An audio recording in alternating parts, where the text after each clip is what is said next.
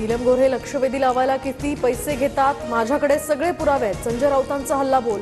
गोऱ्हेंचं शिवसेनेबाबतचं वक्तव्य विकृती असल्याची टीका. मराठी साहित्य महामंडळ खंडणी घेऊन संमेलन भरवतं. स्वागताध्यक्ष म्हणून संमेलनातील राजकीय चिखलफेकीला शरद पवार सुद्धा जबाबदार. नीलम गोऱ्हेंच्या विधानाप्रकरणी संजय राऊतांचा गंभीर आरोप.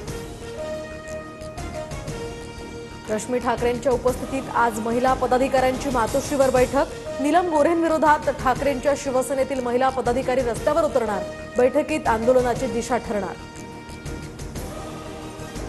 उपमुख्यमंत्री शिंदेंच्या बालेकिल्ल्यात भाजपच्या गणेश नाईकांचा जनता दरबार. राजकारणासाठी नाही तर लोकांच्या समस्या सोडवण्यासाठी जनता दरबार.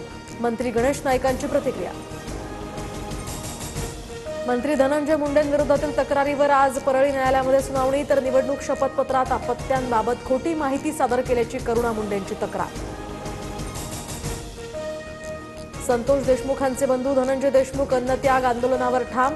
आज दुपारी बीड जिल्हा पोलीस अधीक्षकांची भेट घेणार. हत्या प्रकरणी मसाजोगकरांच्या मागण्यांचा पाठपुरावा करण्यासाठी आंदोलन. पुण्यातील नव्या जीबीएस रुग्णाची नोंद. तर राज्यातील रुग्णसंख्या 216 वर. 158 जीबीएसचे रुग्ण बरे. तर आतापर्यंत 11 जणांचा मृत्यू झाल्याची माहिती. गोंदिया जिल्ह्यातील 48 गावांचा पाणी पुरवठा ठप्प. आमगाव सालेकसा तालुक्यातील ग्रामस्थांची पाण्यासाठी वणवण. बनगाव पाणी पुरवठा योजनेची पाईपलाईन फुटल्यामुळे हाल. 3 दिवसांपासून लिकेज दुरुस्तीचं काम सुरूच.